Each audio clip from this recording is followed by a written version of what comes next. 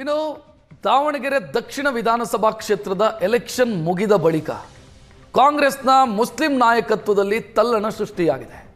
ಬಹಳಷ್ಟು ತಲೆದಂಡಗಳು ಶುರುವಾಗಿದ್ದಾವೆ.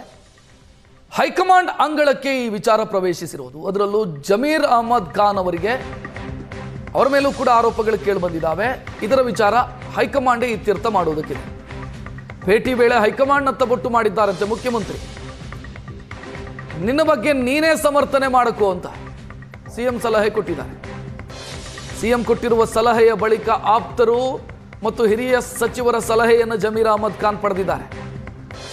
ಹೈಕಮಾಂಡ್ ಜೊತೆ ಯಾರೆಲ್ಲ ಆಪ್ತರಾಗಿದ್ದಾರೋ ಆ ಸಚಿವರಿಂದ ಸಲಹೆ ಪಡೆದಿದ್ದಾರೆ. ಅದರಲ್ಲಿ ಡಾಕ್ಟರ್ ಜಿ ಪರಮೇಶ್ವರ್, ದಿನೇಶ್ ಗುಂಡೂರಾವ್ ಜೊತೆ ಪ್ರತ್ಯೇಕ ಮಾತುಕತೆ ಮಾಡಿದ್ದಾರೆ. ಜಬ್ಬಾರ್ ಅವರನ್ನ ಪಕ್ಷದಿಂದ ಉಚ್ಚಾಟನೆ ಮಾಡಿದ್ದಾಗಿದೆ.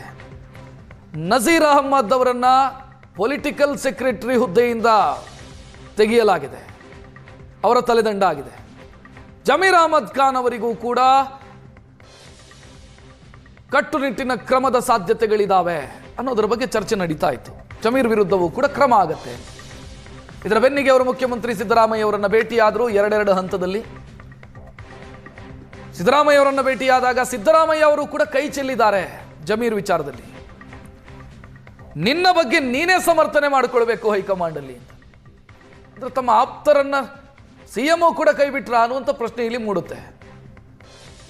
ನಿನ್ನ ಬಗ್ಗೆ ನೀನೇ ಸಮರ್ಥನೆಯನ್ನು ಹೈಕಮಾಂಡ್ ಮುಂದೆ ಕೊಡಬೇಕು ಅಂತ ಹೇಳಿದ ಬೆನ್ನಿಗೆ ಜಮೀರ್ ಹೈಕಮಾಂಡ್ಗೆ ಹತ್ತಿರವಾಗಿರುವಂತಹ ಹಲವು ಸಚಿವರ ಜೊತೆಗೆ ಮಾತುಕತೆಯನ್ನ ಕೂಡ ಮಾಡಿದ್ದಾರೆ. ಅದರಲ್ಲಿ ಡಾಕ್ಟರ್ ಜಿ ಪರಮೇಶ್ವರ್, ದಿನೇಶ್ ಗುಂಡೂರಾವ್ ಇವ್ರ ಜೊತೆಗೂ ಕೂಡ ಮಾತುಕತೆ ನಡೆಸಿದ್ದಾರೆ ಅನ್ನುವಂಥ ಮಾಹಿತಿ.